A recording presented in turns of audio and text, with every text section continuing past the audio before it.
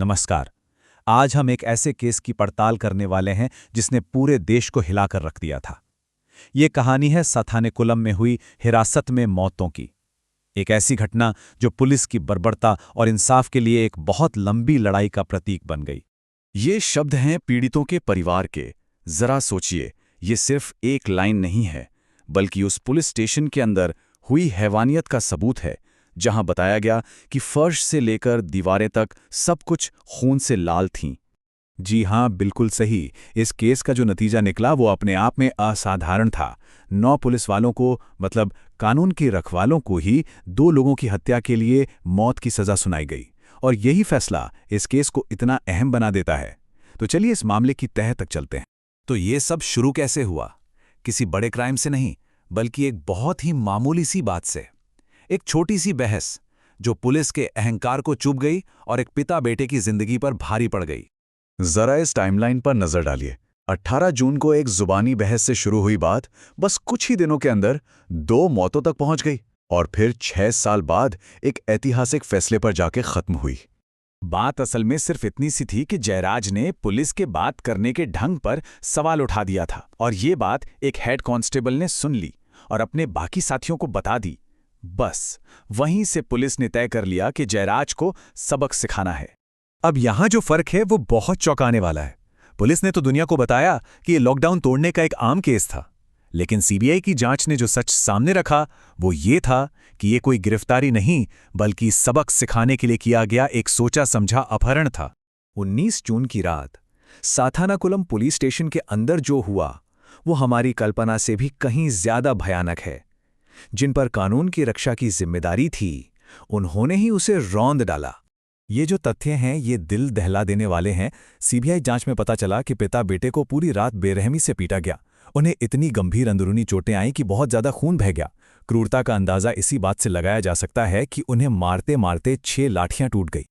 देखिए, पहले तो सिर्फ पिता जयराज को ही उठाया गया था, लेकिन जब उनका बेटा बिनिक्स उनकी फिक्र में स्टेशन पहुंचा तो पुलिस ने उसे भी अपनी हैवानियत का शिकार बना लिया और उसे भी पिता के साथ ही पीटना शुरू कर दिया। हत्या करने के बाद उन पुलिस वालों ने अपने जुर्म को छिपाने के लिए एक पूरी साजिश रची। उन्होंने हर वो कोशिश की जिससे सबूत मिटाए जा सकें और कहानी को पूरी तरह बदला जा सके। इस स्लाइड पर देखिए कि यह साजिश कितनी प्लानिंग के साथ की गई थी। पीड़ितों को 100 किलोमीटर दूर ले जाया गया, एक डॉक्टर से जबरदस्ती झूठा फिटनेस सर्टिफिकेट बनवाया गया, और फिर सबूत मिटाने के लिए पूरी जगह को अच्छी तरह से धो दिया गया। मतलब वो अपने किए पर पर्दा डालने के लिए किसी भी हद तक जाने को तैयार थे। और यही बात सबसे अहम है। सीबीआई ने इसे कोई हादसा नहीं माना। उन्होंने साफ साफ कहा कि ये एक प्लान्ड मर्डर था, एक ठंडे दिमाग से की गई हत्या जिसकी वजह सिर्फ पुलिस का अहंकार था। तो फिर सवाल ये उठता है कि इतनी सोची समझी साजिश का पर्दाफाश हुआ कैसे? सच सामने आया कैसे, जब पूरा सिस्टम ही उसे दबाने में लगा हुआ था? इस कहानी में सबसे बड़ा मोड़ तब आया जब मद्रास हाईकोर्ट ने खुद इस मामले में दखल दिया। इसे कहते हैं सुओ मोटो कॉग्निजेंस, मतलब जब अदालत बिना किसी की अर्जी के खुद ही किसी मामले पर कार्रवाई शुरू कर देती है। और इसी वजह से ये केस लोकल पुलिस के हाथ से निकलकर सीबीआई को सौंपा गया। और इस केस के असली हीरो पुलिस डिपार्टमेंट के अंदर ही मौजूद थे। ये 2 महिला कांस्टेबल जिन्होंने अपनी जान की परवाह किए बिना अदालत में सच बयां किया। उनकी गवाही ने ही आरोपियों को सजा दिलाने में सबसे बड़ा रोल निभाया। ये सीबीआई की ऑफिशियल चार्जशीट का एक हिस्सा है।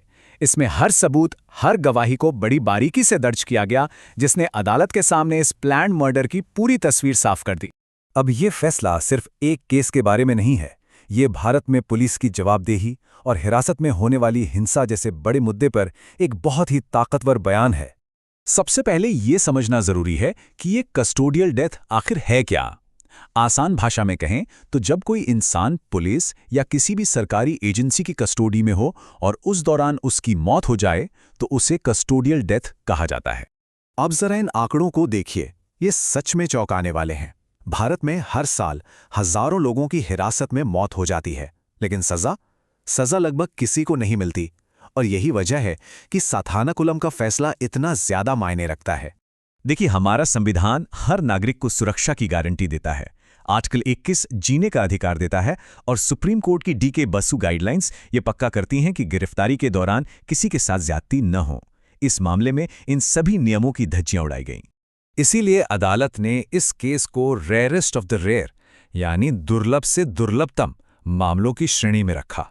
ये कैटेगरी उन भयानक अपराधों के लिए होती है जिनके लिए मौत की सजा को ही सही माना जाता है। तो सवाल फिर वहीं आके रुकता है कि जब ऐसे हजारों केस आते हैं और चले जाते हैं तो इस केस में आखिर इंसाफ मिला कैसे?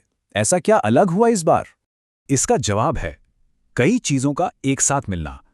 हाईकोर्ट का सीधे दखल देना, पुलिस के अंदर से ही 2 ईमानदार गवाहों का सामने आना और खून के धब्बे जैसे पक्के वैज्ञानिक सबूत। शायद इन तीनों में से एक भी चीज न होती तो ये इंसाफ कभी नहीं हो पाता। तो आखिर में साथानाकुलम का ये फैसला एक उम्मीद की तरह है। ये हमें याद दिलाता है कि वर्दी पहन लेने से कोई भी कानून से ऊपर नहीं हो जाता, और ये इंसाफ के लिए लड़ने वालों को ये पैगाम देता है कि अगर सच के साथ खड़े रहा जाए तो जीत मुमकिन है।